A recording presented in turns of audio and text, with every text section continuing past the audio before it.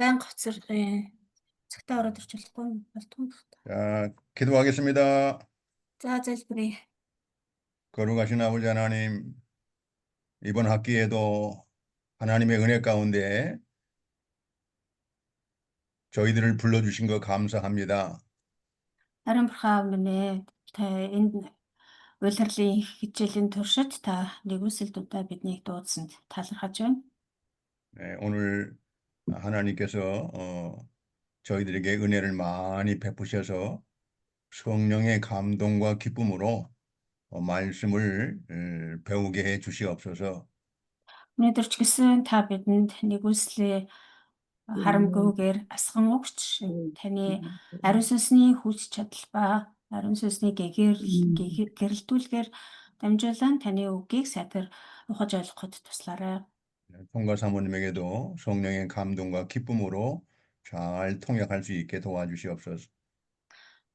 Тунгаатай ч гэсэн та хамтдаж ариун сүнсний чиглүүлэг ба баяр хөөрөөр орчуулга сайн хийхэд туслаарай.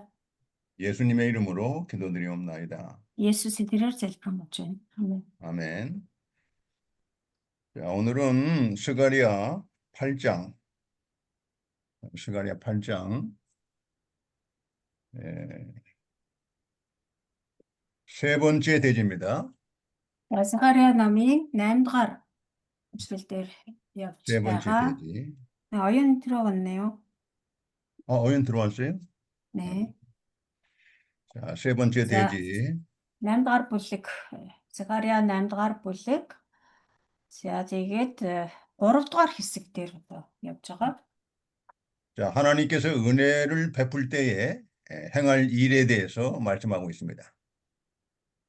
За энэ хэсэгт болохоор бурхан нэгүслээ үзүүлэх үед хийх ёстой зүйлсийн талаар өгүүлж байгаа.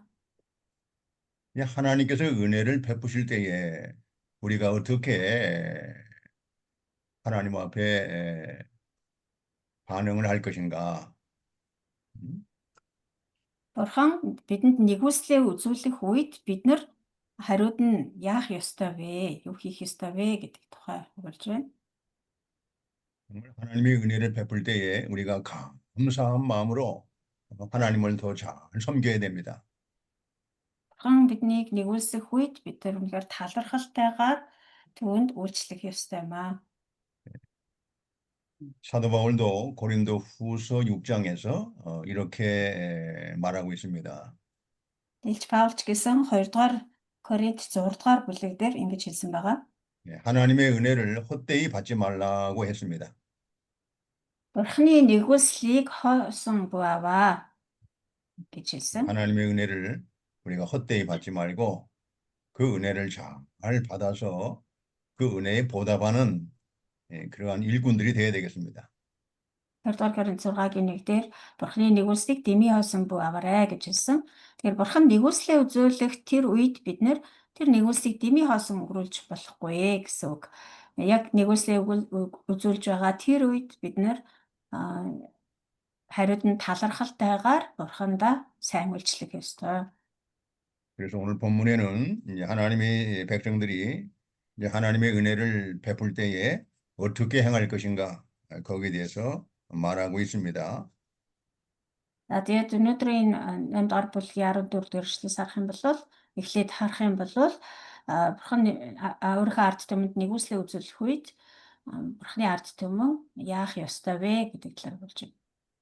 자, 이스라엘 백성들이 성전 건축을 하기 전에는 극심한 고통과 이 불안 가운데서 괴로움을 당했습니다. Израилийн ард түмэн эзний өргөөг дахин сэргээн барихаас өмнө маш их тэр гай гамшиг зовлон шаналл дунд байсан. 이제 그것이 이제 스가랴 8장 10절에도 기록이 되어 있습니다. 8장 10절?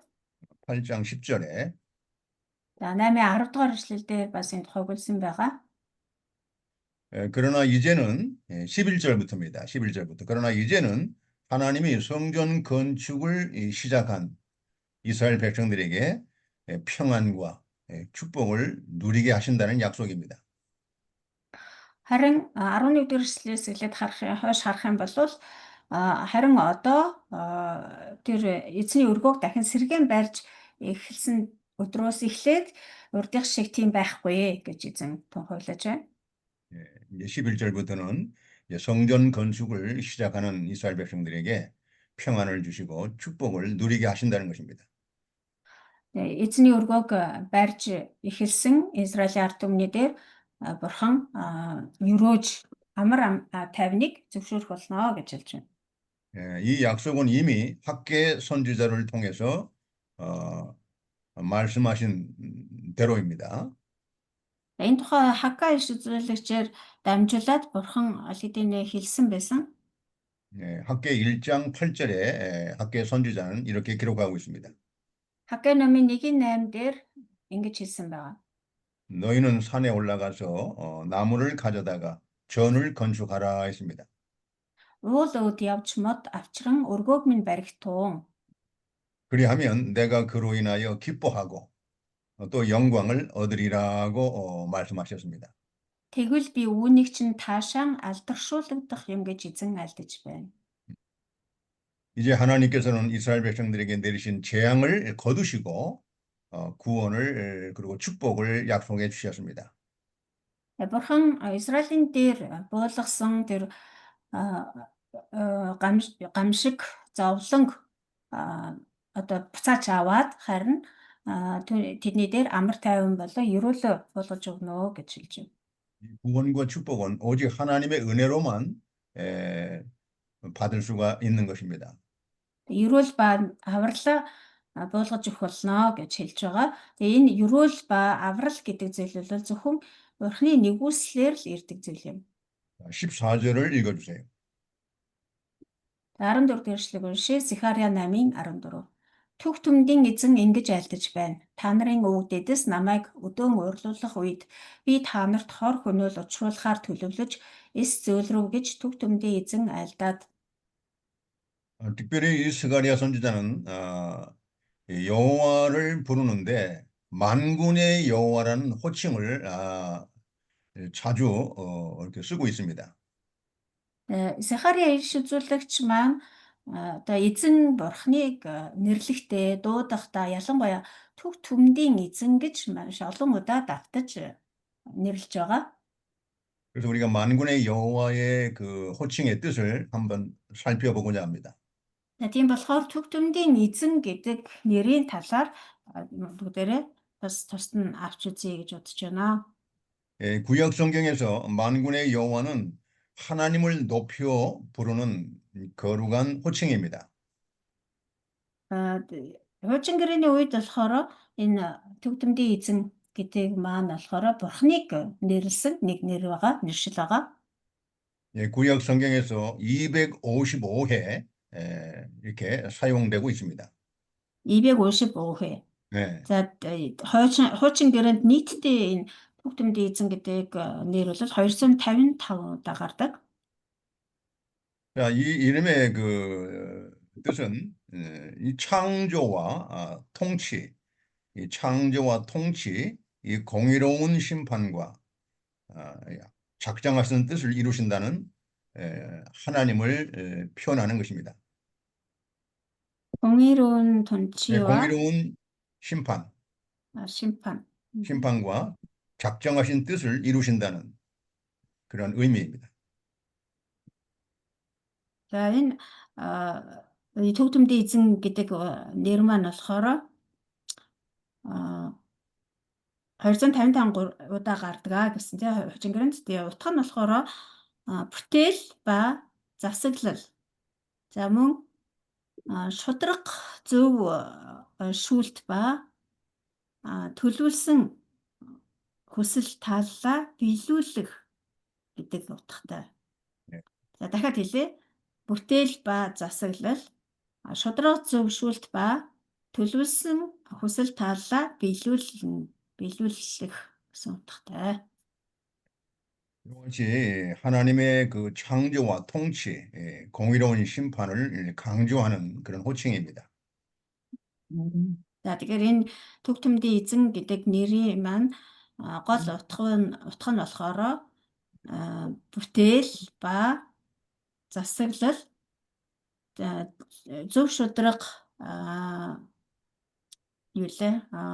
шүүлт ба төлөвлөсөн хүсэл таллаа биелүүлдэг бурхан гэсэн үг. 여기 만군은 군대의 무리라는 뜻을 갖고 있습니다. За төг төмд гэж хэлээд байгаа тийм. Энэ нь болохоор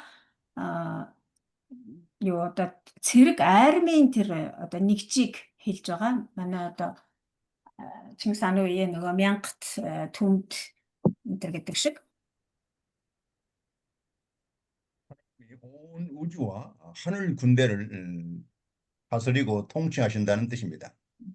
За тэгээд төг төмдийн эзэн гэж бурхны нэрлсэн нь одоо энэ сансар огторгуу энэ ертөнц орчлон ертөнцийн бүхий л цэрэг бол эзнийх юм аа. Эзэн бүгдийг нь захирч байдаг юм аа гэсэн утгатай. 그러므로 이 만군의 여호와는 이 초월적인 힘과 권세와 그 능력을 나타내는 것입니다. Тэгэхээр төг төмдийн эзэн гэдэг нь болохоор одоо бүх орчлонгийн тэр хүчнийг захирч байдаг гэдэг утгаараа ер бусын хүч, эрх мэдэл, ур чадварыг илэрхийлдэг. Одоо тийм хүч чадал, ур чадвар, эрх мэдэлтэй гэсэн үг. 또한 하나님의 그 정의로운 심판과 약속을 성취하시는 여호와 하나님을 강조하는 것입니다. 정의로운 심판과 약속을 성취하시는. За мөн шудрах зөв шүүлт ба амлалтаа биелүүлдэг гэдгийг гэсэн утгыг илэрхийлж байгаа. 그러므로 24절의 뜻은 하나님께서 이스라엘 백성에게 재앙을 내리시기로 작정하신 뜻을 결코 돌이키지 않는다는 것입니다.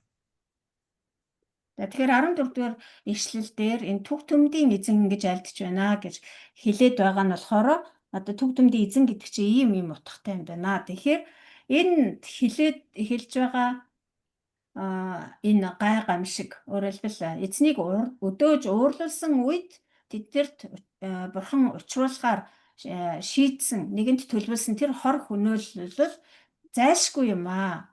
Түүнээс мултрах аргагүй гэдгийг илэрхийлж байна. 네, 하나님이 작정하신 뜻을 반드시 하나님이 실행하신다는 것이죠. Өөрөлдөл энэ нөгөө түрүү нэрийн утганд нь гарч ирсэн шүү дээ. Төлөвлөсөн хүсэл тааллаа тэр биелүүлдэгэ гэж. Тэгэхээр энэ тэр хүсэл таалал нь одоо сайнч бай, мууч бай тэр нь бол заавал биелэгддэг гэсэн үг. 14절에 보면은 여호와께서 이같이 말하노라 너희 조상들이 나를 경노케 하였을 때 내가 그들에게 재앙을 내리기로 뜻하고 돌이키지 아니하였다고 했습니다. Төг төмдийн эзэн ингэж айлдаж байна гэд 14 дээр те яг юу гэж айлдсан юм бэ гэдгийг нь хэлсэн байна. За бурхан хэлэхдээ та нарын өвөг дээдэс намайг өдөөн уурлуулах үед би та нарт хор хөнөөл учруулахаар төлөвлөж эс зөөлрсөн гэж хэлж байна. 그 재앙의 원인, 이스라엘 백성들이 재앙을 받는 원인은 이스라엘 백성이 하나님을 진노케 했다는 것입니다. Тэр Израилийн ард түмэн бурхны тэр шийтгэл, шүүлтийг хүртэж байгаа шалтгаан бол Израильчууд өөрсдөө бурхныг өдөөн уурлуулсан учраас юм аа гэж. 자, 15절을 읽어보세요. 15 дахь эшлэгийг уншъя. Би Иерусалимд Юдагийн гэрт сайныг үлдэхээр энэ өдрүүдэд дахин төлөвлөв. Бүү айхтун. 그러나 이제 내가 다시 예루살렘과 유다 족속에게 은혜를 베풀기를 작정하셨다는 것입니다. Харин одоо болохоор бурхан юу гэж хэлж байна гэхээр Иерусалимд болон Юдагийн гэрт сайныг үлдэхээр төлөвлөлөө. 이제는 내가 다시 예루살렘과 유다 족속에게 은혜를 베풀기를 작정하셨다. 이렇게 말씀하시는 겁니다. дахин Иерусалим болон Юдагийн гэрт нэгүслээ үзүүлэхээр шийдлээ гэсэн үг. 그러니까 너희는 이제 두려워하지 말라는 것입니다. Тиймээс та нар бүү айхтун гэсэн байна. 이 재앙에 대해서 두려워하지 말라는 것입니다. Тэр гай гамшигаас бүү айцгаа гэсэн үг. 이제 우리가 하나님의 은혜로 구원을 받고 이제 하나님의 그 축복을 받게 되면 과거 자신의 죄에 대한 그런 징벌이나 심판에 대해서 두려워할 필요가 없습니다. Бид нар нэгд бурхны нэгүүлсээр аврагдсан эмээ чинь бид нар бурхны тэр ёроолыг хүртсэн эмээ чинь одоо урдын тэр гэм нүгэл болон тэр гэм нүглийн улмаас ирэх шийтгэл гай зовлонгоос айх хэрэггүй болсон. 우리가 14절과 15절에서 우리가 배우는 교훈이 있습니다. Энэ 14, 15 дахь ишлээс бид нарын сурч болох сургамж нь юу вэ гэхээр 하나님께서는 만군의 여호와 하나님께서는 자신의 뜻대로 재앙을 내리기도 하시고 또 자신의 뜻대로 은혜를 베풀기도 하신다는 것입니다. Төв төмдийн эзэн бурхан өөрийнхөө хүсэл тааллаар гай гамшигыг учруулдаг, мөн өөрийнхөө хүсэл тааллаар ивэл нэгүслэж үзэлдэгэ. 그러므로 솔로몬은 전도서 12장 13절에서 이와 같이 말을 하고 있습니다. Тийм учраас Соломон хаан Номлогчийн үгс 12-13 дээр ингэж хэлсэн байгаа. 일의 결국을 다 들었으니 하나님을 경외하고 그의 명령을 지킬지어다. 이렇게 말하고 있습니다. Энэ бүхнийг дүгнэхэд бурханаас имэж түүний тушаалыг дагах тун. 자, 우리가 이제 하나님의 은혜를 입은 백성들은 이제 하나님을 경외하고 그분의 명령을 잘 순종하는 것입니다. Бурхны нэгүслийг хүртсэн ард түмэн бол одооноос эхлээд бурханаас имэж түүний тушаалыг дагаж амьдрах ёстой. 이것이 하나님 백성들의 본분이라는 것입니다. Энэ бол ерөөсөө бурхны ард түмний үндэс суурь юм. 자, 그래서 이 하나님의 백성들의 그 근본은 하나님을 경외하고 하나님을 사랑하고 그 명령을 지키는 것입니다. Бурхны ард түмний үндсэн одоо суурь тэр бие авч явах хандлага бол бурхнаас имэж, бурхныг хайрлаж, түүний тушаал зааврыг дуглууртай дагах ёстой. 자, 그래서 다음과 같이 이제 16절과 17절은 그러면 은혜 받은 하나님의 백성들은 어떻게 구체적으로 하나님의 말씀을 순종할 것인가? 그걸 말씀하고 있습니다. За тэгвэл цааш нь 16, 17 дугаар ишлэгийг харах юм бол бурхны нэгүслийг хүртсэн бурхны ард түмэн яг яаж одоо тэр бурхныг дуулууртай дагах вэ, дагаж амьдрах вэ гэдгийг илүү дэлгэрэнгүй тодорхой өгүүлсэн байна. 자, 16절과 17절을 읽어주세요. 16, 17 уншия. Та нарын хийх ёстой зүйлс нь эдгээр юм. Нэг нэгэндээ үннийг яар, амар амгалан ба үнний шүлтэн үүд хаалгануудад чинь байг. Мөн та нар бие биеийнхээ эсрэг зүрхэндээ хорон мөг бүү төлөвл, худал андгайд бүү дурал. Энэ бүхэн нь миний үзэн яддаг зүйлс юм гэж эзэн тунхаглаж байна. 모두 네 가지를 말씀하고 있습니다. За эндээс харах юм бол 4 зүйлийг өгүүлж байгаа. 자, 이와 같이 하나님의 은혜를 베풀 때에 이스라엘 백성들이 이 네 가지 하나님의 말씀을 잘 지키라는 것입니다.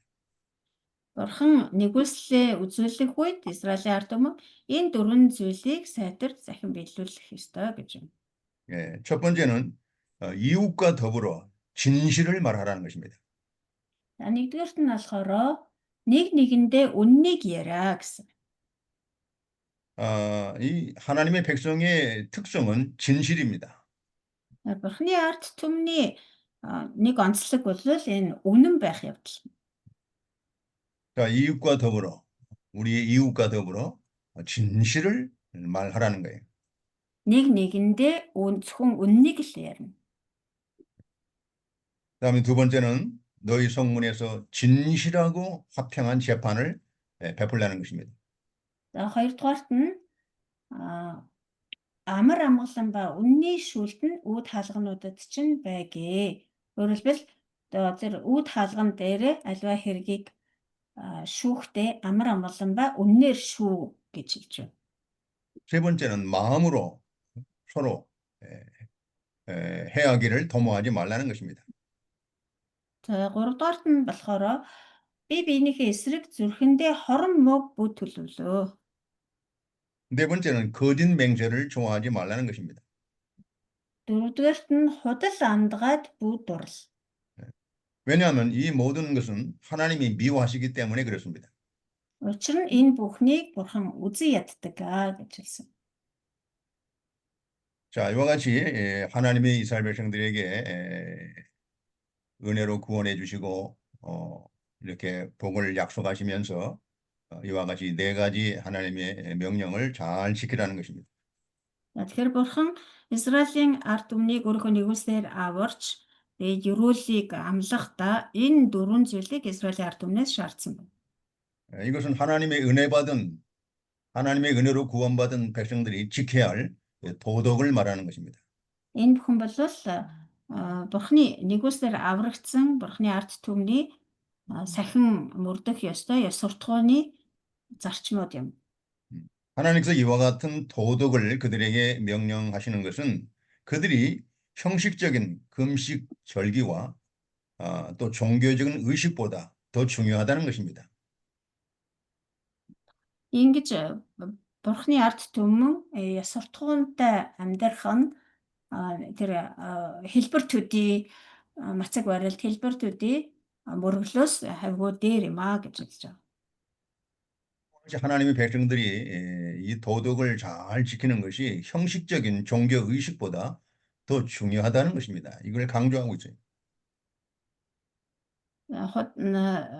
Хэлбэр төдий ёс төдий мөрөглөөс шашны зан үйлээс мөрөглөөс илүү ингэж ёс суртахуунтай амьдрах нь хавьгүй дээрээ гэж хэлж байгаа. 하나님은 그 형식적인 그런 이제 예배나 종교 의식보다는 하나님의 말씀을 순종하는 것을 더 기뻐하십니다. Учир нь бурхан өөрөө тийм хэлбэр төдий мөргөл хэлбэр төдий шашны зан үйлээс илүү ийм ёс суртахуунтай амьдралд дуртай. 이 16절에 보면은 이 진실이라는 말이 2번 나옵니다. 진실. 어디에? 16절에. 16 дугаар эшлэлээр болохоор үнэн гэдэг үг 2 удаа гарч байгаа. 이웃과 더불어 진실을 말하고 또 재판할 때도 진실하게 하라는 것입니다. Нэг нэгэндээ үннийг яар мөн шүүхтэй ч гэсэн амар молон ба үннээр шүү. 또 17절에는 이 거짓에 대해서 한 번 나옵니다. 거짓, 맹세. 17 дугаар эшлэлдэр худал хуурмаг гэдэг үг нэг удаа гарч байгаа. Худал андгаад бүд дурлаа. 하나님은 이 거짓을 아주 미워하시고 증오하십니다. Худал хуурмгийг бол бурхан маш их үзэн ядаж жигшдэг. 그래서 우리 이제 하나님의 은혜로 구원받은 백성들은 거짓을 버리고 진실하게 말하고 진실하게 행해야 됩니다. Тиймээс бурханы нэгүслээр аврагдсан бурханы ард түмэн бол худал хуурмгийг үзэн ядаж үннийг ярьж үннээр шүүж аливаа зүйлийг үннээр үлдэж амьдрах ёстой. Үннийг үлдэж амьдрах ёстой. 우리가 진실을 말할 때는 마음이 평안합니다. Бид нар үннийг ярих үедээ зүрх сэтгэл маань амар амгалан байдаг. 그러나 거짓을 말할 때는 마음이 불안합니다. Харин худал хуурмгийг ярихдаа зүрх сэтгэл маань төвшөртэй байдаг. 그러니까 이 성령께서 거짓은 미워하는 것이고 진실한 것은 하나님이 사랑하시기 때문에 그래요. Учир нь бидний дотор оршин байгаа ариун сүнс маань өөрөө үнэнд дуртай, харин худал хуурмагт дургүй. 여러분들이 여러분들이 진정한 평안을 원한다면 우리가 진실을 말해야 됩니다. Та нар хэрвээ жинхэнэ амар амгалан хүсэж байгаа бол үннийг ярьж үлдэх ёстой маа. 또 진실하고 화평한 재판을 베풀라고 했습니다. За бас амар амгалан ба үннээр шүүх ёстой гэсэн. 이 재판을 진실하게 할 때, 그 사실에 근거해서 진실하게 재판을 할 때, 그 결과로 이 평안을 누리게 된다는 것입니다. Амар амгалан ба үнний шүүлтэх гэдэг нь болохоор хүрээ одоо аливаа хэргийг шүүхдээ яг тэр бодит баримт дээр нь үндэслэж үннээр шүүх юм бол дараа нь зүрх сэтгэл маань амар амгалан байдгаа гэдгийг хэлж байна. 여기 화평은 진실한 재판의 결과로 얻는 열매입니다. Тэрэнд гарч байгаа амар амгалан гэдэг бол тэр үнэн шүүлтийн үр жимс нь, үр дүн нь гэж хэлж болох юм. 반대로 거짓된 재판은 화평을 주지 못합니다. Эсвэргээрээ үнэн бус худал хуурмаг шүүлт нь амар амгалангүй өгч чаддгүй. 오히려 서로 다투고 싸우게 함으로 불행을 가져다 주는 것입니다. Харин ч хүмүүсийг хооронд нь улам бүр одоо эвдрэлт зүүлж улам бүр хагаралдуулснараа эцэстээ бол тэдний дунд амар амгалан гэж байхгүй. 이 사실에 근거한 진실한 재판은 그 사회의 질서와 평안을 유지하게 합니다. Харин үнэн баримт дээр тулгуурсан, бодит баримт дээр тулгуурсан үнэн шүүлт бол тухайн нийгэм хамт олонны дотор эмх цэгцийг тогтоож, дэг журмыг тогтоож амар амгалан өгч байдаг. 교회는 그 재판장들이라든가 지도자들에게 진실을 요구해야 됩니다. Тийм учраас чуулган болвол тэр удирдагчдаас үннийг болон амар тайвныг шаарддаг байх ёстой. 그들로 하여금 진실한 재판을 해서 그 나라야, 그 사회가 평안하고 질서 있는 사회가 되도록 교회는 말씀을 잘 증거해야 됩니다. Тэр нийгмийнхээ удирдагчдаас энэ үнэн ба амар тайвныг шаарддаг байх ёстой чуулган маань. Тэгснээрээ тэр тухайн нийгэм энэ үнэн тогтож мөн амар амгалан ийм найрамдал тогтох юм аа. 심중에 서로 해하기를 도모하지 말라고 17절에 나와 있습니다. 17 дугаар эшлэлдэр та нар бие биенийхээ эсрэг зүрхэндээ хорон мөг бүү төлөвлөө гэсэн. 이것도 거짓을 금하는 명령이라고 할 수 있습니다. За энэ ч гэсэн худал хуурмаг байдлыг эсэргүүцсэн хоригдж байгаа тушаал гэж хэлж болох юм аа. 왜냐하면 마음속에 남을 해하려는 것은 이 감추인 악이기 때문에 그렇습니다. Яа тэгэл хин нэгний эсрэг зүрхэндээ хорон мөг төлөвлөнө гэдэг чинь энэ тэр худал хуурмаг гэсэн худал хуурмаг байдал гэсэн үг шүү дээ. 남을 그 해하기를 마음에 도모하고 계획을 갖고 있으면서도 얼마든지 아름다운 말을 거짓되게 할 수가 있습니다. Яг л энэ зүрхэндээ төлөвлөж байгаа тий. Тэгэхээр зүрхэндээ хорон мөг төлөвлөж байгаа хүн бол мэдээж тэр хорон муу санаагаа бодлоо ил гаргаад явахгүй шүү дээ. Яг л тэр худлаа сайхан үг хэлээл тий. Худлаа найрсаг зан гаргаал ингээл бас л юм худал царайлж явна. 그러니까 속에는 악을 품고 겉으로는 화평을 말하는 것은 이 거짓된 것입니다. Дотроо хорон мөг төлөвлөж байгаа хэрнээ гаднаа амар амгалан царайлаад явж байна гэдэг бол бас л одоо хоёр нүүр хутлаа царай гаргаж тий хутлаа баг өмсөж бусдыг бэхэлж байна гэсэн. 이 16절과 17절의 교훈은 하나님의 백성들에게 진실을 하나님이 요구하신다는 것을 우리는 엿볼 수가 있습니다. Тэгэхээр энэ 16 17 дугаар ишлэл бол Бурхан өөрийнхөө ард түмнээс юун түрүүнд үннийг шаарддаг юм аа. Үнэн байхыг шаарддаг юм аа гэдгийг сургамжлан харуулж байна. 그러므로 진실과 평안은 서로 떨어질 수가 없습니다. Гэхдээ үнэн ба амар амгалан гэдэг энэ хоёр ойлголт бол хооронд нь ерөөсөө салгаж болшгүй ойлголт юм.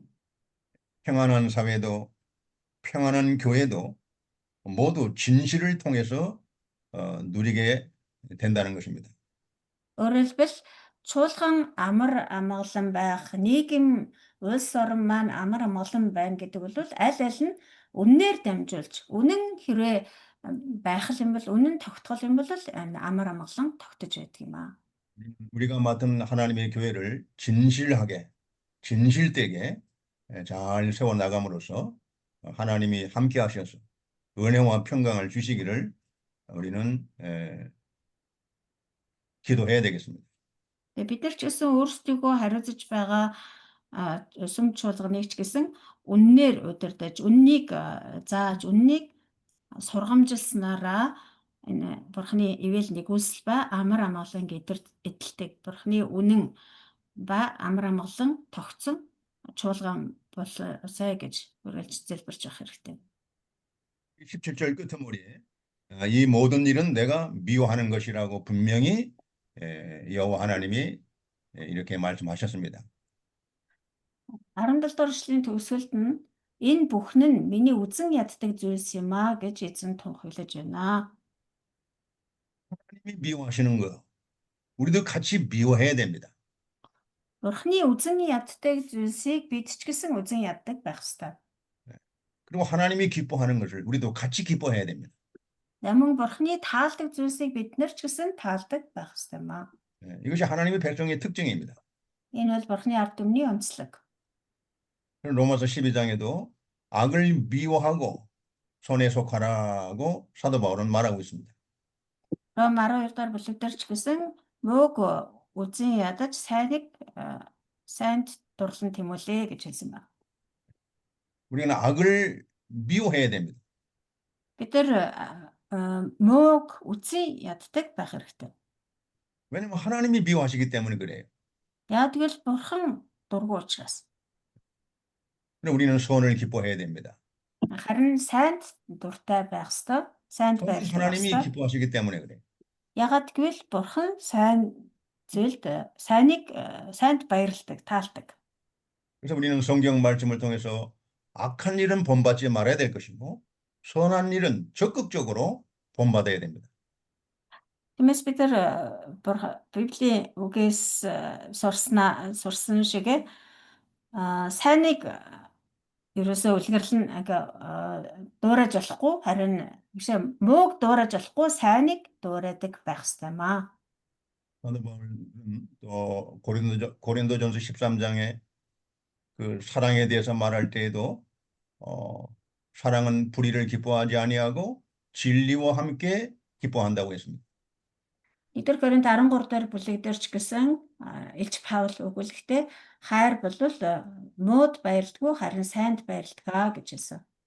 이것이 하나님이 미워하는 것을 같이 미워하고 하나님이 기뻐하는 것을 같이 기뻐하는 이러한 교회가 하나님이 평안을 주시고 복을 누리게 하시는 겁니다. Мөөд баярлдаггүй, харин үнэнд баярлдаг гэж хэлсэн. Яг үүнтэй адилхан бид нар Бурхны чуулганы хувьд Бурхны таалдаг зүйлсэд дуртай, харин Бурхны үзэн яддаг зүйлсэд дургүй, бас Бурхантай адилхан үзэн яддаг байх ёстой маа. 자, 이번엔 네 번째 대지입니다. За дөрөвдүгээр хэсэг. 금식 절기가 변하여 이 즐거움이 된다는 것입니다. Мацаг барилтууд өөрчлөгдөж баяр наадам болно. 자, 이것은 18절과 19절에 나와 있습니다. 18-аас 19-р эшлэл. 자, 18절 읽어보세요. 18-р эшлэгийг уншия. Түг төмдийн эзний үг над руу ирж айлдсан. 19절도 읽어보세요. 19.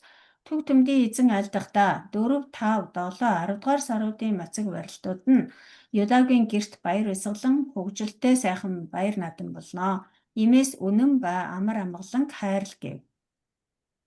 이 구절에서는 모두 네 번의 금식 절기가 언급되고 있습니다. За эндээс харах юм бол 4 удаагийн мацаг барилтыг дурдсан байна. 첫째는 4월의 금식입니다. Нэгдүгээрх нь болохоор 4-р сарын мацаг барилт. 이 4월의 금식절기는 예루살렘이 바벨론의 느부갓네살 왕에게 이 정복을 당한 사건을 기념하는 금식입니다. 무슨 느부갓네살의 침공? 바벨론. 네. 첫째 4월의 금식은 예루살렘이 바벨론 왕 느부갓네살에 의해서 이 정복을 당할 때 그 사건을 기념하는 금식이에요. За 4-р сарын мацаг барилт нь болохоор ямар учиртай юм бэ гэхээр Бабилоны одоо Небухаднесар хааны хаанд эцлэгдсэн тэр одоо үйл явдлыг дуурсаж мацаг барьдаг байсан. 예루살렘이 느부갓네살 왕에게 정복을 당하는 것을 기념하는 금식 절기입니다. Иерусалим хот Бабилоны хаан Небухаднесарын цэрэгт ялагдаж эзлэгдсэн тэр үйл явдлыг дурсаж мацаг барьдаг байсан байна. 두 번째 5월의 금식입니다. Дараах нь 5-р сарын мацаг барилт. 5월의 금식은 성전을 불살한 사건을 기념하는 금식입니다. За энэ нь болохоор Иерусалим дахь эзний өргөө галдан шатаасан явдлыг дуурсан санаж мацаг барьдаг байсан. 예루살렘 성전이 불사르는 그런 어떤 사건을 기념하는 금식이에요. Иерусалим дахь эзний өргөөг Бабилончууд галдан шатаасан тэр үйл явдлыг дуурсаж гашуудаж мацаг барьдаг байсан. 셋째는 7월의 금식입니다. За 3-дугаарт нь болохоор 7-р сарын мацаг барилт. 7월의 금식은 이 그달랴 총독이 살해당한 사건을 기념하는 금식입니다. Энэ нь болохоор урд нь ярьжсэн тийм ээ захирагч Гедалия алуулсан явдлыг дуурсаж гашууддаг байсан. 그리고 넷째 금식은 10월의 금식입니다. За 4-р нь болохоор 10-р сарын мацаг барилт. 이 10월의 금식은 예루살렘이 포위된 사건을 기념하는 금식입니다. Энэ нь болохоор Иерусалимийн бүслэлтийг дуурсаж мацаг барьдаг байсан. 과거 바벨론 군대가 예루살렘을 포위하고 그 유다의 마지막 왕 시드기야를 포로로 잡고 수모를 가했던 그러한 사건을 기념하는 것입니다. Одоо юу Бабилончууд Иерусалимыг бүсэлж аваад тэгээд эцэст нь буулгаж аваад Сидкия хааныг барьж одсон хөнөөсөн тэр үйл явдлыг дуурсан гашуудахдаа мацаг барьдаг байсан байна. 유다의 그 마지막 왕이 이제 시드기야 왕인데 결국은 바벨론 군대에 포위돼서 결국은 포로로 끌려갑니다. 그러면 두 눈이 뽑히고 두 아들이 그 앞에서 살해당합니다. Израиль Юдагийн хамгийн сүүлийн хаан бол Сидкия хаан байсан. Тэгээд Сидкия хаан бол хамгийн сүүлд ханцлж байхдаа өдөөс өмнөх хичээл дээр бас гарч ирсэн шүү дээ, тий.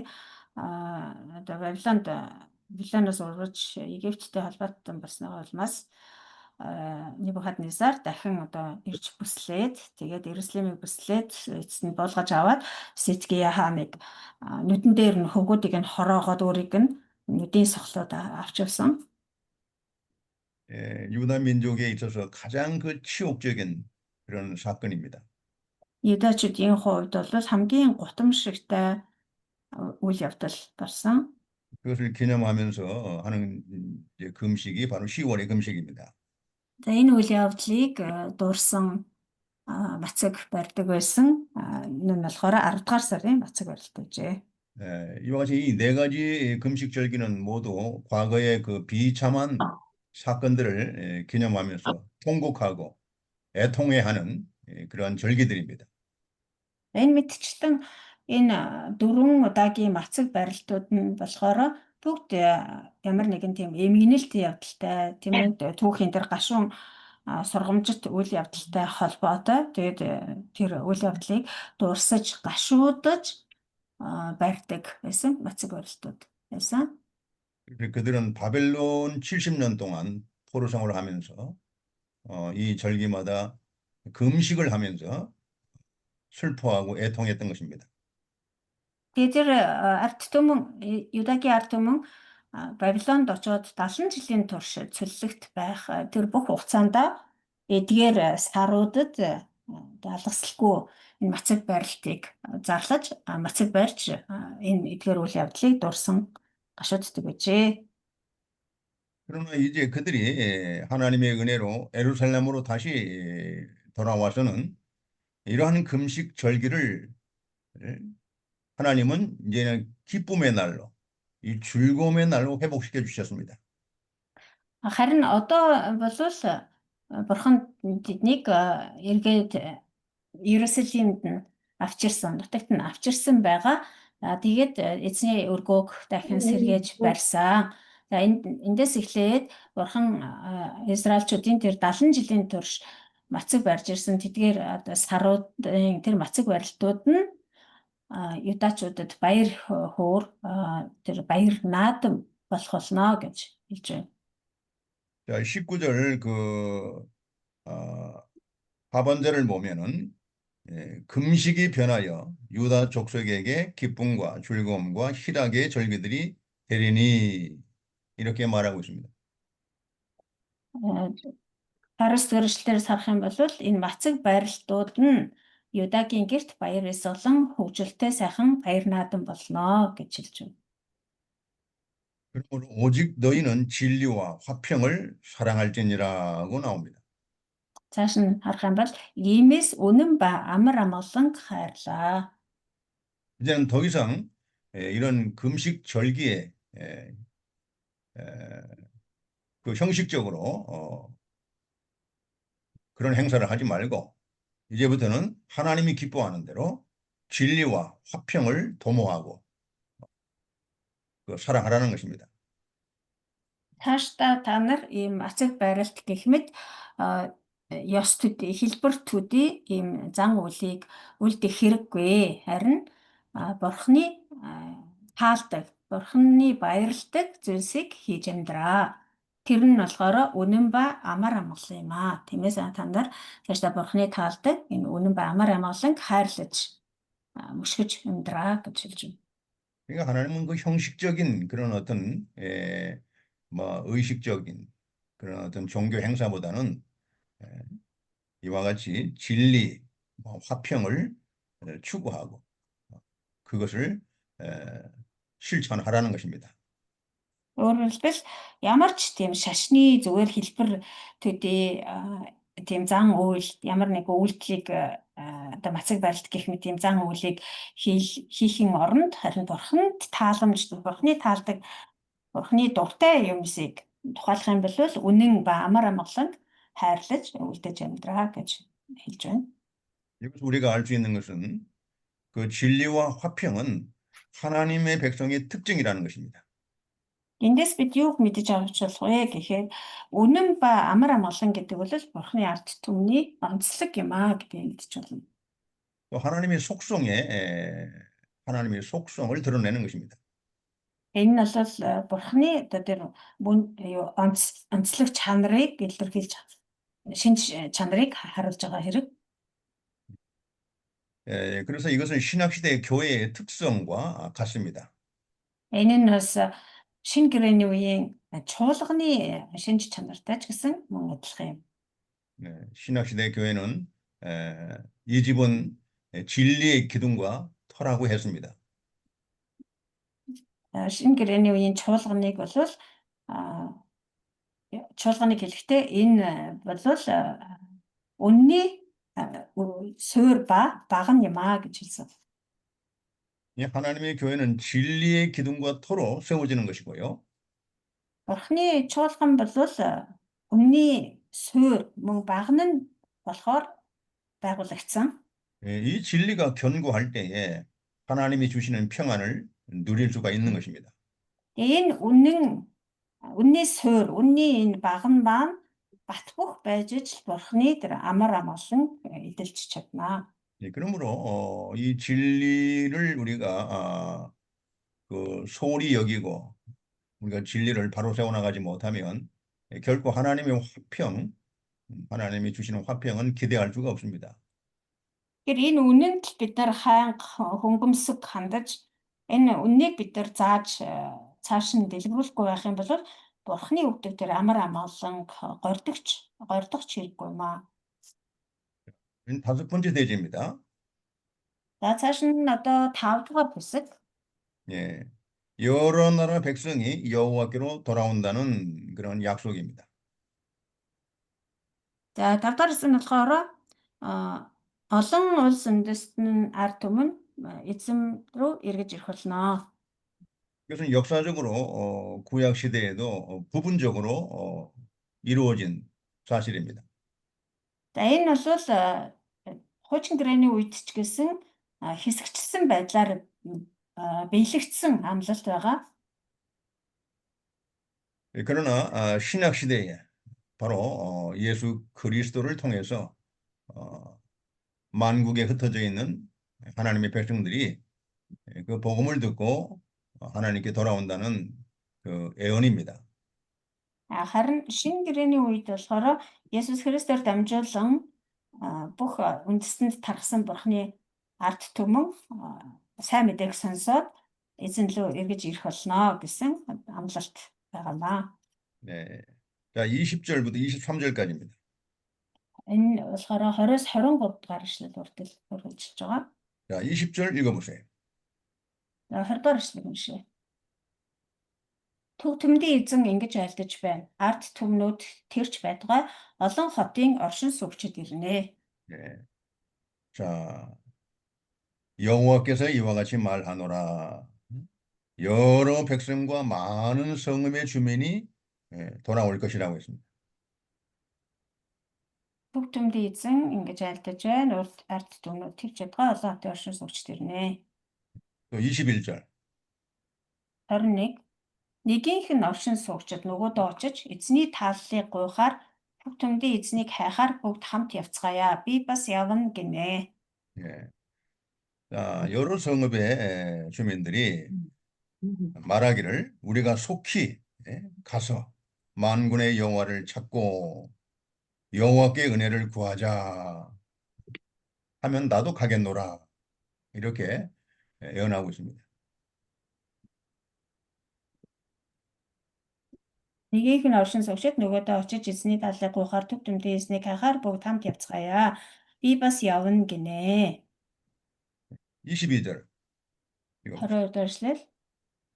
목사님, 이렇게 읽으면 이렇게 3번 읽어야 되는 거잖아요. 그래요? 제가 읽고 목사님이 또 설명하면서 읽고 그것을 제가 통역하는 것까지 하면 이렇게 3번 읽게 되는데 읽을 그러면 때는 이제- 목사님이 먼저 말씀하시고 그 다음에 제가 그래요. 읽든지 그렇게 하는 네. 게 좋을 것 같아요. 자, 22절을 보면은 많은 백성, 강대한 나라들이 예루살렘으로 돌아온다는 것입니다.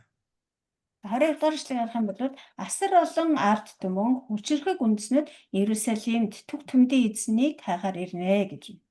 그들이 하나님께 돌아와서 여호와를 찾고 여호와께 은혜를 구한다는 것입니다. Тэд нар хурж ирээд эзнийг хайж эзний тааллыг гуйх болно гэж. 자, 이제 신약 시대에 하나님의 복음을 듣고 많은 백성들이 하나님께 찾아와서 하나님을 찾고 또 하나님께 은혜를 구한다는 거예요. Өөрөөр хэлэх юм бол шинэ гэрээний үед Бурхны ард түмэн сайн мэдээг сонсоод эзэн рүү ирж эзнийг хайхаар бас түүний тааллыг гуйхаар эзэн рүү эрцгэх болно. 이번 교회는 하나님을 찾는 곳입니다. Чуулган гэдэг бол Бурхныг ирж хайдаг газар. 또 하나님을 찾아서 만나는 곳입니다. Бас эзнийг олоод эзэнтэй уулздаг газар. 또 하나님을 만남으로써 하나님의 은혜를 받는 곳입니다. Эзэн бурхантай уулзаад эзэн бурханы тэр ивэл нэгүслийг хүртдэг газар юм аа. 이런 교회가 되도록 우리가 힘을 써야 됩니다. Бидний чуулган ийм л чуулган болохын тулд бид хичээх хэрэгтэй. 많은 사람들이 교회로 찾아와서 하나님을 찾게 되고 또 하나님을 만남으로써 은혜를 받을 수 있도록 그런 역사가 일어나도록 우리가 하나님의 진리로 교회를 잘 세워나가야 됩니다. Олон хүмүүс чуулганд эзнийг хайхаар ирдэг, тэгээ хайгаад олдог, тэгээд эзэнтэйгээ уулзаж түүний ивэл нэгүслийг хүртдэг. Тийм чуулган байхын тулд бид нар эзний тэр үннийг хичээнгүйлэн дамжуулж дэлгэрүүлэх хэрэгтэй юм аа. 21절과 22절에 두 번 나오죠. 여호와께 은혜를 구하자 한다는 것입니다. 21-р ишлэл болон 23-р ишлэлдэр давтан хэлсэн байна. Эзний тааллыг гуйхаар очиё. 정말 21, 22 дээр 2 удаа давтаж гарч байна. 정말 내가 섬기는 교회, 이 교회가 정말 하나님을 찾는 곳이고 하나님을 만나는 곳이고 하나님의 은혜를 받게 하는 교회가 되도록 정말 우리가 충성하고 힘을 써서 기도하고 노력을 해야 됩니다. Үнэхээр хүмүүс манай чуулганд ирээд эзнийг хайж ирдэг, бас эзнийг олдог, эзэнтэй уулзаад тэр хүсэл тааллыг нь гуйдаг чуулган болохын төлөө бид нэр үнэхээр одоо үннийг сургаж бас залбиралд шамдаж тийм чуулган байхын төлөө итгэмжтэйгээр үйлчлэх хэрэгтэй. 자, 23절 만군의 여호와가 이같이 말한다. 23 дахь ишлэл түг түмдийн эзэн ингэж айлдаж байна. 예, 그날은 바로 그날은 어디입니까? 신약 시대에 복음이 전파되는 그 시대를 말합니다. Тэдгээр өдрүүдэд гэсэн байна. Тэдгээр өдрүүд гэдэг нь бол шинэ гэрээний үеийн тэр сайн мэдээд хувьхойлогдож байгаа өдрүүдийг хэлж байгаа.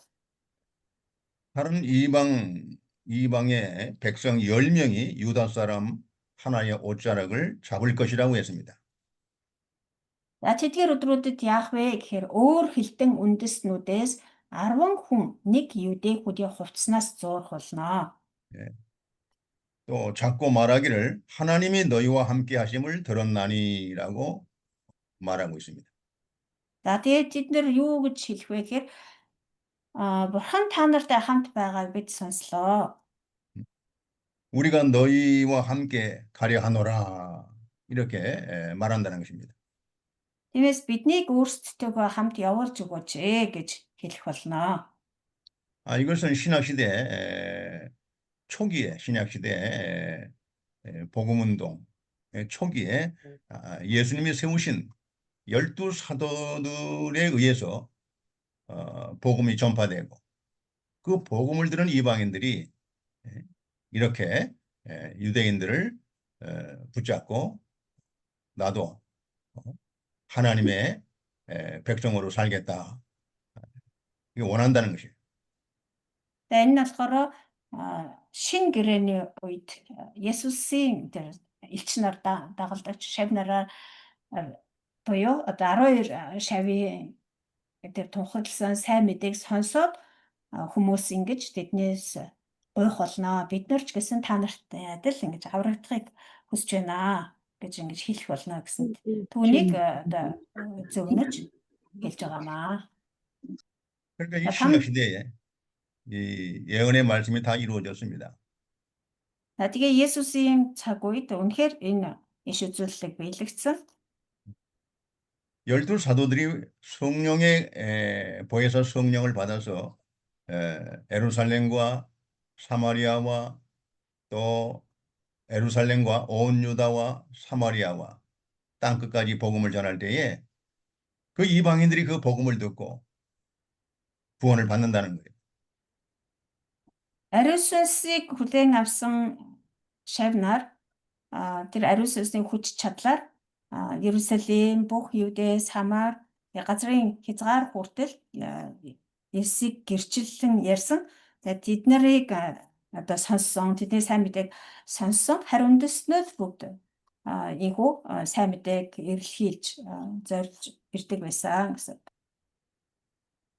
그래서 그들이 이제는 우리도 헛된, 이 헛되고 거짓된 우상을 버리고 이제부터는 살아계시고 참되신 하나님을 섬기겠다. 이렇게 간절히 원한다는 거예요.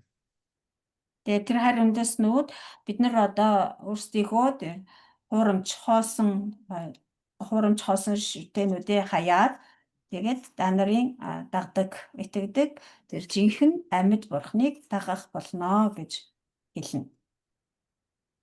예수님께서도 요한복음 4장 22절에 이렇게 말씀하고 있습니다. Есүс ч гэсэн Иохан 4:22 дээр ингэж хэлсэн. 구원이 유대인에게서 났으니 이방인들은 구원이 유대인에게서 났다고 선포하십니다. Тиймээс аврал юдэчүүдээс гаднаа гэж Есүс хэлсэн. 이것은 이제 메시아가 아브람과 다윗의 자손 그 유대인을 통해서 이 땅에 오신다는 말씀이고요. Энэ нь юу гэсэн үг юм бэ гэхээр Месиа буюу аврагч болвол энэ Давидын удам Юдэ аймраас төрөх болно гэдгийг илэрхийлж байгаа. 이 유대인들로부터 시작해서 온 세상에 전파되어서 이 세상의 이방인들이 구원을 받는다는 그런 예언입니다. Юдэчүүдээс эхлээд бүх ертөнцийн даяар, дэлхийд даяар аврал түгэн дэлгэрэх болно гэсэн. Тэгээд эцэст нь бүх хүмүүс аврагдах болно гэсэн амлалт юм аа. 그러니까 우리가 이 하나님의 복음을 충실하게, 진실하게 잘 전파할 때에 그 복음을 듣고 구원받는 이방인들이 하나님의 교회를 잘 섬기게 되는 것입니다. Тэгэхээр бид нар энэ авралын сайн мэдээг үнэхээр итгэмжтэйгээр итгэвтэйгээр түгээн дэлгэрүүлэх юм бол харь үндэстнүүд энэ сайн мэдээг сонсоод эзний чуулган руу ирэх болно. Тэгээд эзэнд болон чуулганд итгэмжтэйгээр үйлчлэх болно. 그들이 하나님께 돌아올 때 빈손으로 오는 게 아닙니다. 여러 가지 재물과 그들이 갖고 있는 소유물을 가지고 와서 하나님의 교회를 섬긴다는 것입니다. Тэд нар эрэхтэй бас хоосон ирэхгүй, гар хоосон ирэхгүй. Бид нар өөрсдийнхөө эд юмсыг, эд баялгаа аваад тэрүүгээ авч ирэх болон тэрүүгээрээ эзэнд үйлчлэх болно. 여러분 이와 같은 하나님의 약속을 깨닫고 부지런히 우리가 복음을 전합시다. Тийм болохоор Бурхны энэ амлалтанд бүгдээрээ итгээд сайн мэдээг итгэмжтэйгээр, эрч хүчтэйгээр улам бүр дэлгэрүүлцгээе. 그러면 그들이 하나님의 교회를 잘 섬길 것입니다. Тийм бол тэр сайн мэдээг сонсоод эзэнлээ ирсэн хүмүүс Бурхны чуулганд мөн сайн үйлчлэх болно. 이 하나님의 약속이니까 우리가 이 약속을 믿고 기도하면서 하나님의 말씀을 잘 증거하시기 바랍니다. Энэ бол Бурхны амлалт, тийм учраас бүгдээрээ Бурхны амлалтанд итгээд энэ Бурхны сайн мэдээг ихэвчлэн дэлгэрүүлсээр байцгаая. 기도하겠습니다. 거룩하신 아버지 하나님, 이 시간에도 하나님께서 저희들을 사랑하셔서 하나님의 은혜 가운데 말씀을 잘 깨닫게 해주시옵소서. Хайртай бурхан минь одоо энэ цагт ч гэсэн ариун сүнсээр хамт байж таны ариун сүнсний гэрэлтүүлгээр бид нар таны үгийг сайдруулах ойлгохгүй туслаарай. 예수님의 이름으로 기도드리옵나이다. Есүсийн нэрээр залбирanгуйж байна. 아멘. 자, 이 시간은 스가랴 9장을 공부합니다. Захария 9-р бүлэг. 9장은 원수들의 멸망과 유다 백성의 회복을 말하고 있습니다. 원수들의 멸망과 유다 백성의 회복을 말하고 있습니다. 다스누드의 무클과 유다의 아르토니 스르길트. 예, 하나님께서 그 원수들을 다 심판하시고 유다 백성은 구원해 주신다는 겁니다. Бурхан Израилийн тэр дайснуудыг бүгдийг мөхөөж харин Юдагийн ард түмнийг сэргээх болно гэдэг тухай өгүүлж байгаа бүлэг байна. 대지를 말씀드리겠습니다. Даваатлыг хэлээ. 첫 번째 대지, Нэгдүгээрт нь 원수의 나라에 대한 심판의 경고입니다. дайснуудыг шүүх тухай сануулга. 예, 원수 나라에 대한 심판의 경고. Дайсан улсуудыг шүүх тухай 1절로 7절입니다. сануулга. 1-7 дугаар ишлэл. 두 번째 대지, Хоёрдугаарт нь 하나님께서 둘로 진치고 적군을 막아주심. Бурхан хүрээлэн заавж байгаа. Бурхан хамгаалan хүрээлж 잠시만요. 둘러 진치고 그다음에 적군을 막아주심. дайсныг хаах болно. Бурхан хамгаалan хүрээлж дайсныг хаах болно. 예, 하나님께서 이스라엘 백성들을 이렇게 성처럼 이렇게 둘러 신을 치시고 보호하신다는 거죠. 그리고 적군을 막아주신다는 것입니다.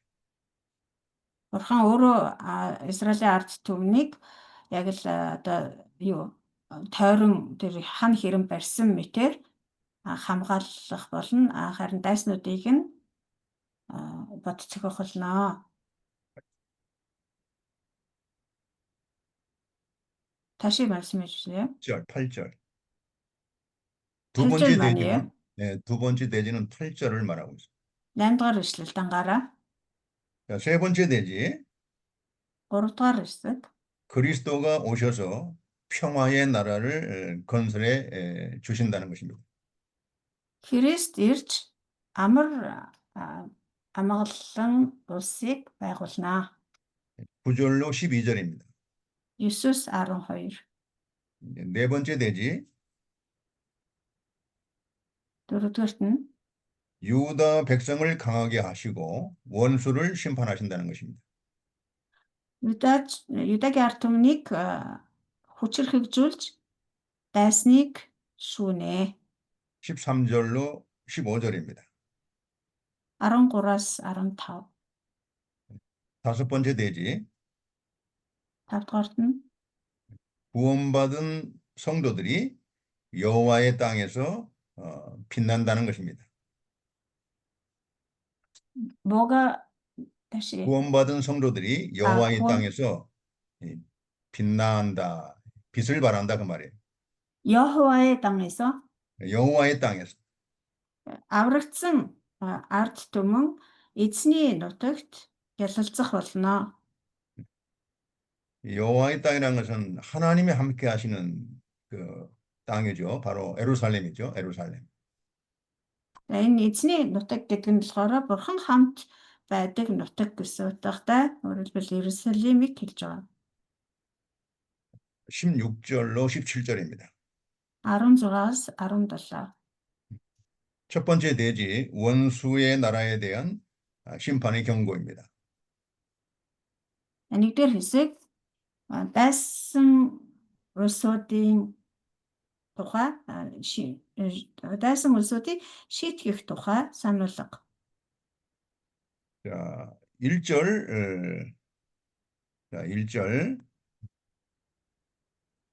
읽어보세요. Нэгдүгээр эшлэг уншъя.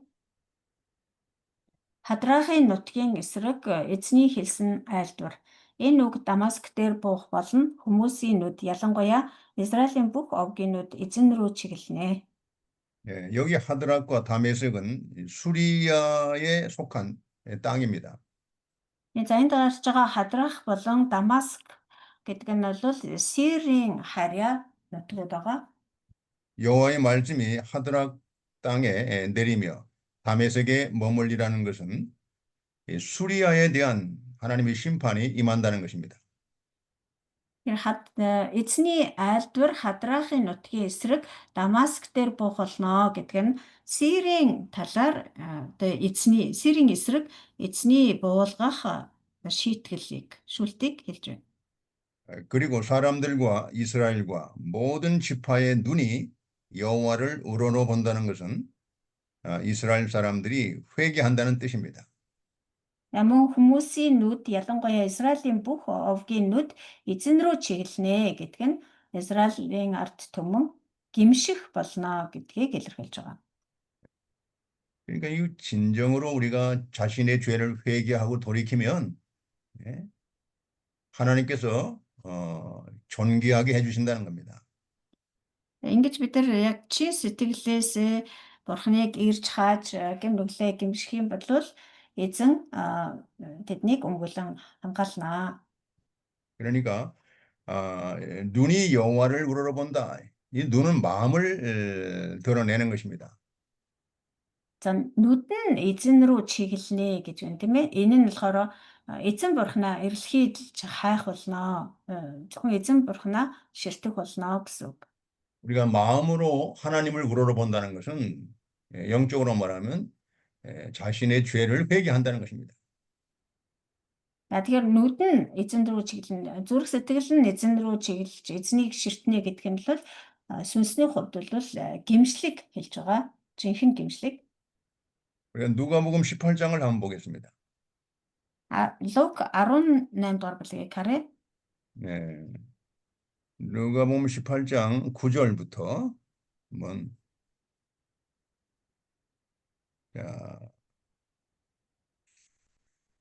자 9절부터 13절인데요. 18-9-13 한번 읽어보세요. Уншаа. Өөрсдийгөө зөвхт хэмээн өөрсдөдөө итгээд бусдыг басамжлагч хэсэг хүмүүст хандан тэрээр энэ сургаалт зөвлөлийг айлдав. Хоёр хүн залбирахаар сүмд оржээ. Нэг нь фарисей, нөгөө нь татвар хураагч байж гэнэ. Фарисей хүнд зогсоод дотроо залбиран "Бурхан, таньдаа би талархъя. Юу гэвэл би бусад хүмүүс шиг залхаа, шударга бус завхаа биш. Энэ татвар хураагч шигч биш. Би 7 хоногт 2 удаа мацаг барьж олсон бүгдийнхээ 11-ийг өргөдөг" гэв. Харин татвар хураагч нь зайдуу зогсоод тэнгэр үүд харж ч зүрхлэлгүй, харин цээжээ дэлсэн байж "Бурхан минь, нүгэлт намайг өршөөгөөч" гэв. 자, 이 세리에 대해서 13절에 기록이 되어 있죠. 13 дахь эшлэлдэр татвар хураагчийн талаар өгсөн байна. 네, 세리는 멀리 서서 감히 눈을 들어 하늘을 쳐다보지도 못하고 다만 가슴을 이게 치면서 하나님이여 불쌍히 여기소서 나는 죄인입니다 하고 회개하고 있는 것입니다. Татвар хураагч болохоор хол зогсоод тэнгэр үүд харж зүрхлэхгүй байсан. Тэгээд цээжээ дэлсэн байж "Бурхан минь ээ, нүгэлт намайг өршөөгөөч" гэж хэлсэн байна. 나는 죄인으로소이다. 하나님 나를 불쌍히 여겨 주시옵소서. Би бол нүгэлт хүм. Эзэн минь намайг өрөвдөн өршөөгөөч. 자, 이와 같이 이스라엘 백성들이 하나님을 우러러보면서 회개한다는 것입니다.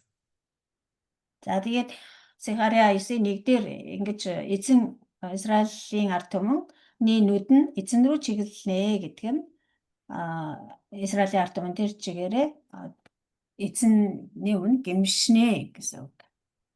이렇게 이스라엘 백성들이 회개하기 때문에 하나님께서 이스라엘 백성들의 원수인 수리아와 이 다른 나라들을 하나님이 심판하신다는 거예요. Израилийн ард түмэн ингэж чин сэтгэлээсээ эзний өмнө гэмшсэн учраас Бурхан тэдний дайсан болох Ассирийг шүүх болно. 우리가 진정으로 하나님 앞에서 눈물을 흘리면서 진심으로 회개할 때 하나님은 우리 원수들을 하나님이 다 막아주시고 물리쳐 주시는 것입니다. Ингэж бид нэр Бурханы өмнө чин сэтгэлээсээ гэмшиж эзэн рүүгээ ирэх юм бол Бурхан бидний дайсныг өөрөө устгаж тэднээс биднийг хамгаалан зогсдог. 스가랴 9장 2절을 읽어주세요. За Захария 9:2-ыг уншъя. Түүнтэй хилэлдэг Хамат болон тун ухаантай Тир Сидоны эсрэг байна. 자, 이 구절은 하나님의 심판이 하맛과 두로와 시돈에도 임한다는 것입니다. Эндээс харах юм бол Бурхны дэрэл шүүлт нь Хамат болон Тир Сидоны эсрэгч гэсэн ирэх болно. 이 칼빈의 해석에 따르면 이 하맛은 이 수리아의 안독이라고 이렇게 말하고 있습니다.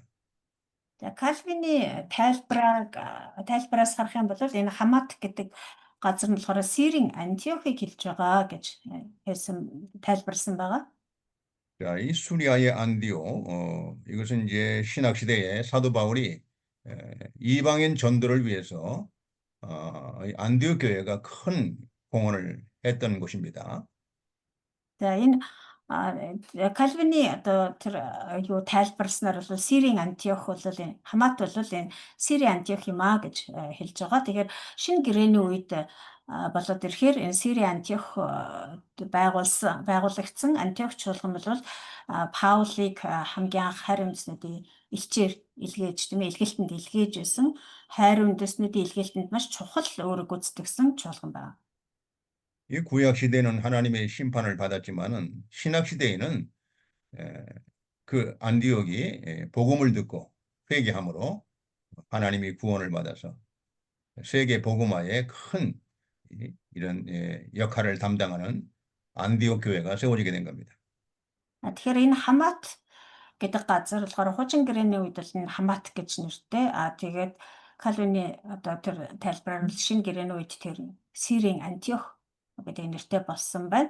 Тэгээ энэ газар болохоор урд нь болохоор яг энд гарч байгаачлан Бурхны шүүлтийг шийтгэлийг одоо хүртгэхээс өөр аргагүй тийм газар нутаг байсан бол шинэ гэрээний үед Христийн тэр авралын сайн мэдээг хүлээж аваад тэгээд тэнд чуулган байгуулагдаад улмаар дэлхийд дахин авралын зар сайн мэдээг дэлгэрүүлэх илгээлтийн үйлсэд маш чухал түшиц бааз болсон тийм чуулган болжээ. 또 하나님의 심판이 이 두루와 시돈에도 임한다는 것입니다. За мөн Тир Сидоны дээрч гэсэн Бурхны шүүлт ирнэ гэж байна. 이 두루와 시돈은 베니게 지역의 항구로서 무역과 상업을 통해서 매우 부유하고 번영한 도시입니다. За энэ Тир Сидон гэдэг нь болохоор 이 베니게라는 게 신약 시대의 이름이죠. 아니 이제 아닌가? 구약 시대에도 베니게 두루와 시돈은 베니게 지역으로 이렇게 지명돼. 신약 시대에도 베니게 지역.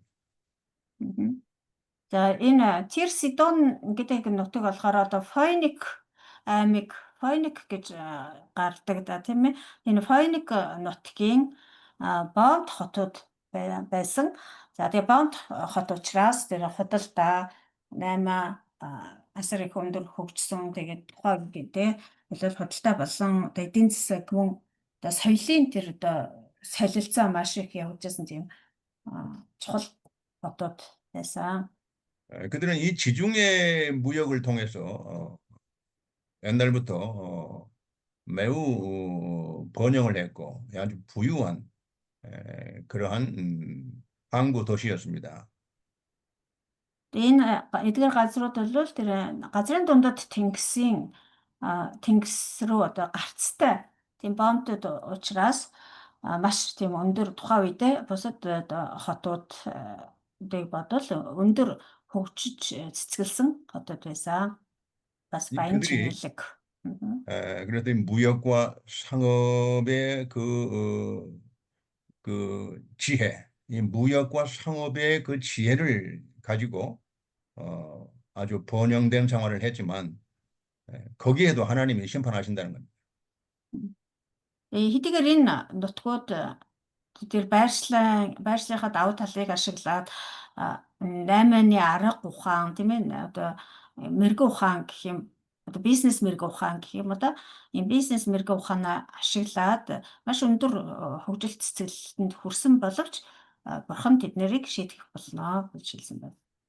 여기 2절 끄트머리에 그들이 매우 지혜롭다는 것은 바로 그들의 무역과 상업적인 지혜를 말하는 것입니다. Тэр Сидоныг хэлэхдээ тун ухаантай тэр Сидоны эсрэг хэлсэн байна шүү дээ. Тэгэхээр тун ухаантай гэдэг нь болохоор тэр 8-ны тэр арга ухааныг нь буюу тэр бизнес сэтгэлгээ, бизнес мэрэгэн ухааныг нь хэлж байгаа. 자, 3절을 읽어보세요. 3 дугаар ишлэл. Тэр өөртөө бэхлэлт босгон мөнгийг шороо мэт алтыг гудамжны тоос мэт овоолноо. 자, 이 두로와 시도는 말이요. 첫째는 이 사람들이 그 요새가 그 성이 아주 견고합니다. За тэр Сидоны хувьд бол бидний босгосон бэхлэлт цайз нь болохоор маш тийм бат бэх юу бэхлэлтүүдийг барьдаг байсан байна. 이 바다 안에, 바다 가운데 그들이 그 요새를 아주 견고하게 세운 것입니다. Тэрч тэгэл тэр Тэнгисийн усан дотор хүртэл тэр бат бэх цайз бэхлэлтүүдийг барьж босгосон байна. 그 어떤 나라도 그 나라를 이렇게 점령할 수 없을 정도로 바다 가운데 아주 견고하게 요새를 이렇게 잘 건축했습니다. Ямар ч улс орон дайрч довтолж чадхааргүйгээр тэр усан дунд өөрсдийнхөө цайз бэхлэлтийг босгосон. 또 그들은 은을 티끌같이 금을 거리에 진흙같이 이렇게 쌓았다고 했습니다. За мөн тэд нэр мөнгийг шороо мэт алтыг гудамжны тоос мэт овоолсон гэж. 자, 이것은 그들의 그 무역과 상업을 통해서 그들의 번영되고 그들의 부유함을 이런 자랑하는 그런 말들입니다. Үүгээр юу илэрхийлж байна вэ гэхээр тэд нар тэр бизнесийн ухаанаа ашиглаад маш их өндөр одоо хөгжил цэцэглэлд эд баялагт хүрсэн байсан гэдгийг нь илэрхийлж байгаа. 이 그 나라 사람들은 은을 티끌같이 금을 거리에 진흙같이 여길 정도로 그만큼 부유로웠다는 거예요.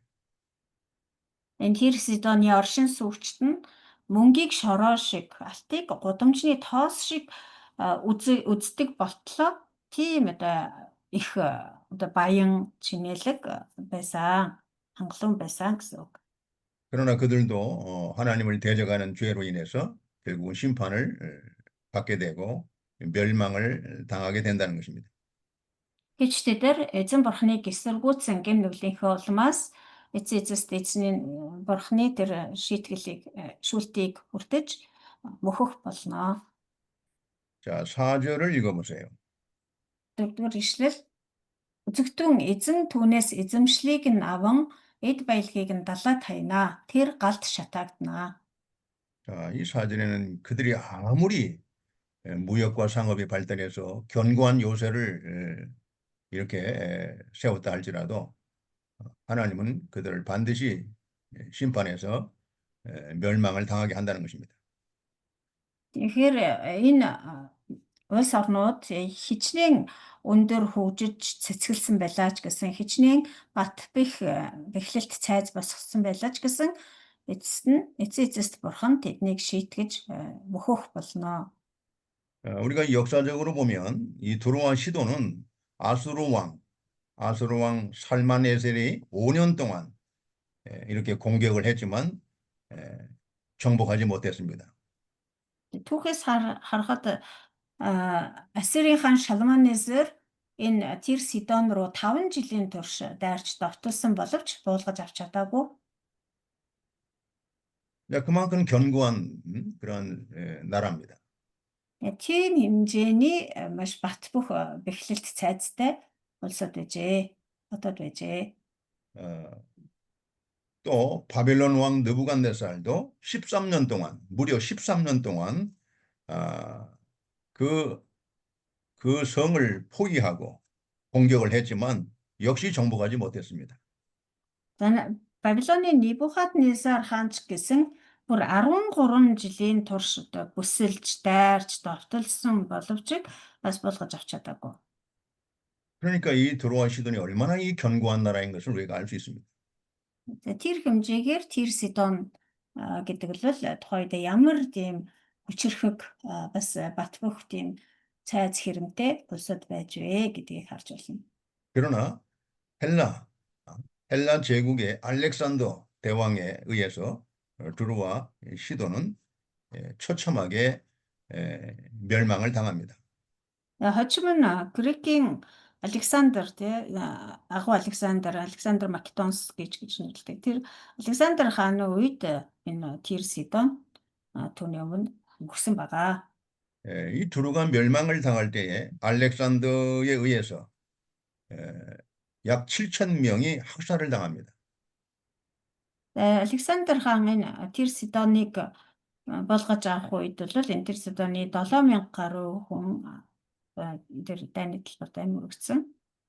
이 7천 명이면 얼마나 많은 숫자입니까?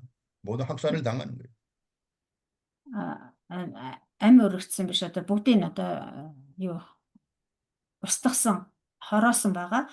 Тэр тухайн үед 7000 гэдэг бол асар их тоо 7000 хүнийг Александр хаан хөөс тэмтэрсэн байна. 그리고 2천 명이 약 2천 명이 십자가에 못 박혀 이렇게 죽게 됩니다.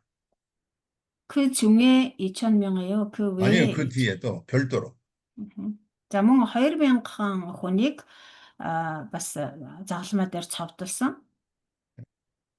야, 7천 명이 학살을 당하고 칼과 창으로 그다음에 2천 명은 십자가에 못 박혀 죽임을 당합니다. 7000 хүн нь болохоор элдэнд алуулсан. Мөн одоо элд болон тэр дайны талбарт дайны хөлд алуулсан байна. 2000 хүн нь болохоор цовдлогдчихээ. 그리고 3만 명이 노예로 끌려가게 됩니다. 30,000 хүн болохоор боол болж болцлогдсон байна.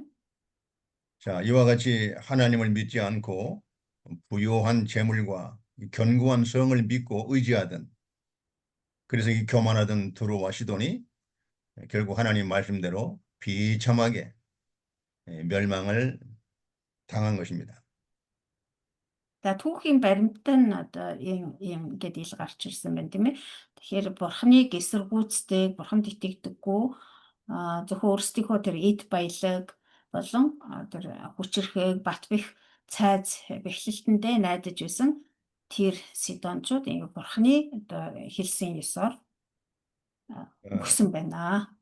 여러분 이사야 23장과 에스겔 28장을 보시면 이 두루와 시돈의 그 비참한 멸망의 기록을 우리가 확인할 수 있습니다.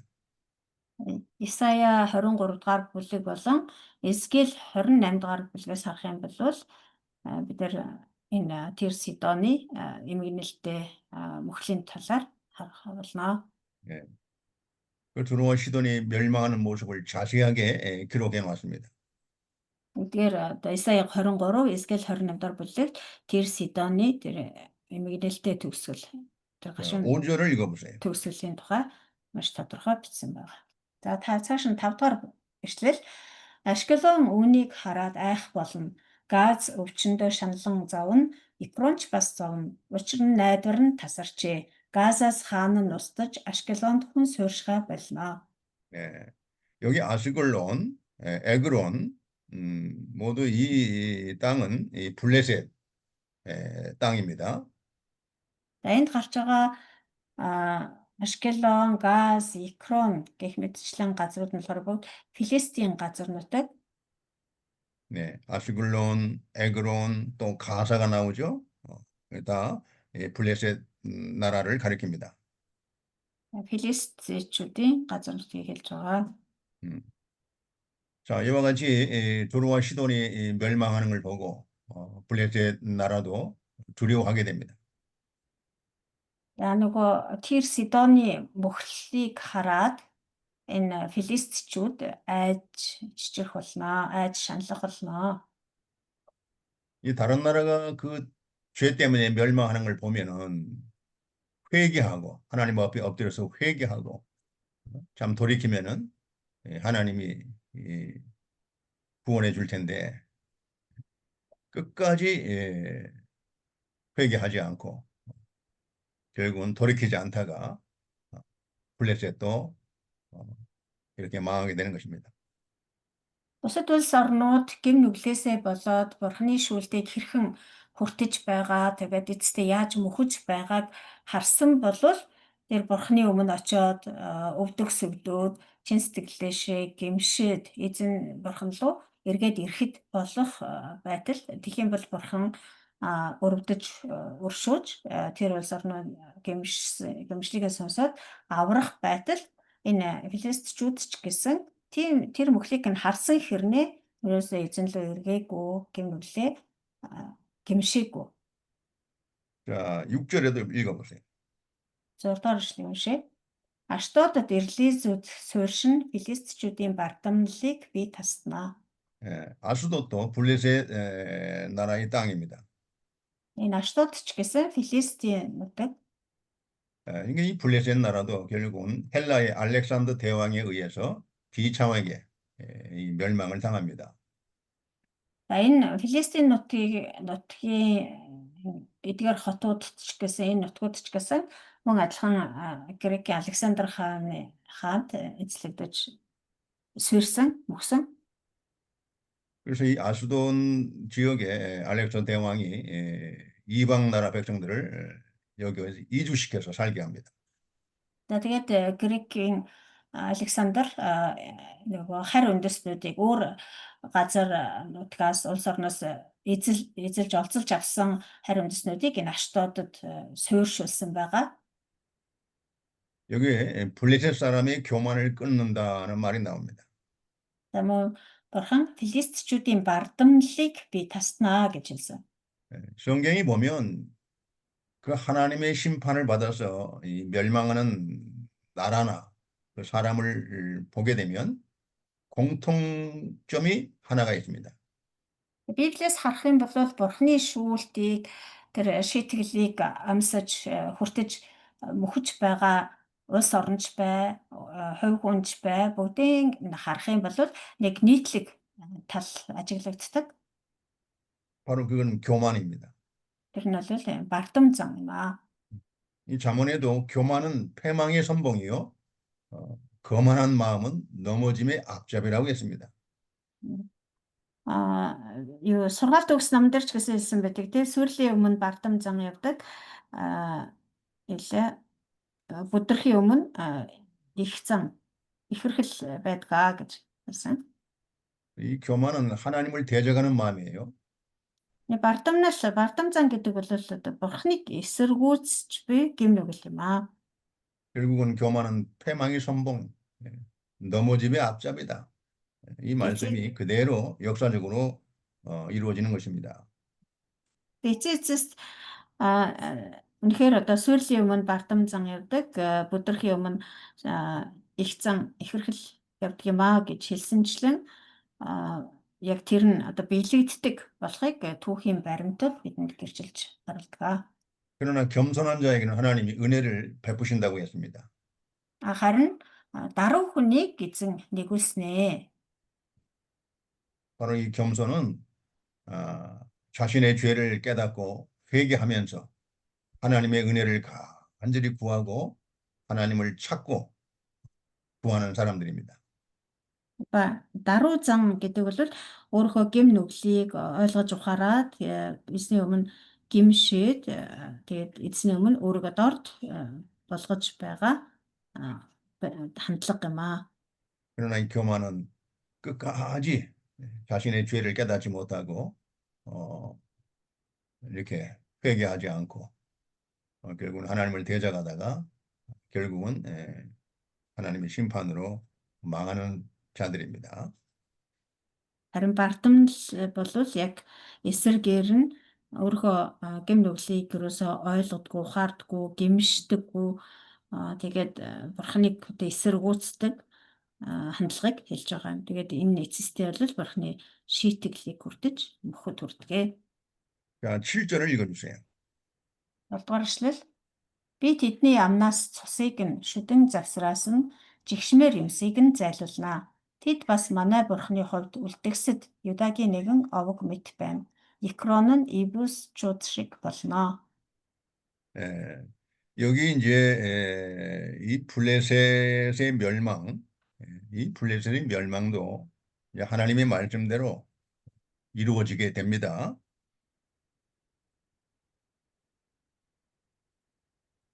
누구의 하나님의 이, 말씀대로 블레셋도 아, 멸망하게 됩니다. Бурхны айлдсан ёсоор филистичүүд ч гэсэн эцэстээ мөхөх болно.